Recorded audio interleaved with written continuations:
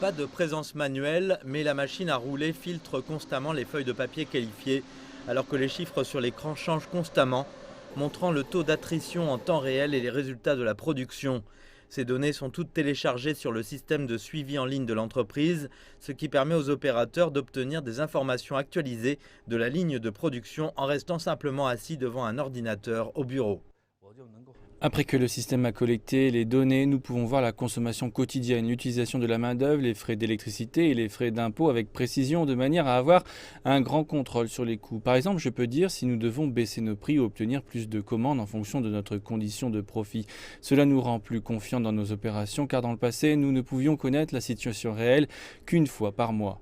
Avec ces produits essentiels à presque tous les emballages de produits de consommation, y compris les aliments et les appareils électriques, l'usine peut générer des revenus de 850 millions de yuan par an. Et donc la numérisation est cruciale pour son fonctionnement. Le nouveau système numérique n'aide pas seulement à la production, il simplifie également le processus de commande et permet donc là aussi de réaliser des économies. Nous avons des centaines de clients et des centaines de combinaisons de matériaux. En analysant les habitudes des clients et les données de commande, le système peut déterminer les 20 matériaux les plus populaires. 70 à 80% des clients ont tendance à choisir ces 20 matériaux. Nous pouvons également voir les conditions anormales, comme les commandes que nous avons manquées de la part d'un client régulier, et nous pouvons envoyer notre personnel de vente pour discuter avec lui. Monsieur Chen affirme que son entreprise a réussi à récupérer ses coûts de numérisation en seulement un an. C'est une tendance de plus en plus courante dans le secteur manufacturier chinois. Tencent offre des services logiciels aux entreprises depuis 15 ans, mais ce n'est qu'il y a 2 ans qu'il a commencé à fournir des solutions commerciales intégrées, comprenant le service, le marketing et les opérations d'entreprise.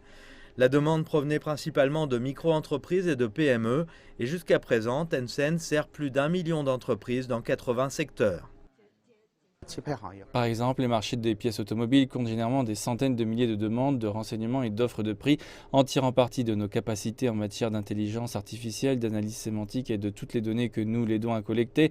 Le système peut établir un devis en seulement 2 ou 3 secondes. Les propriétaires d'usines de la même zone industrielle peuvent se réunir et donner de bons retours à une grande entreprise prête à utiliser les outils numériques, et cela se propage à toute la zone.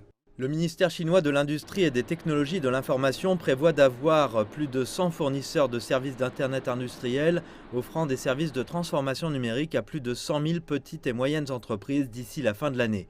La demande croît si rapidement dans de nombreuses entreprises que les experts disent qu'il est nécessaire que le gouvernement apporte un soutien plus important. L'actuel plan quinquennal de la Chine indique que d'ici 2025, le taux de pénétration des plateformes d'Internet industrielles devrait passer à 45% et l'utilisation des outils numériques de recherche, de développement et de conception à 85%. Pour atteindre cet objectif, il faudra développer davantage d'outils numériques et même les employer dans les fermes du pays.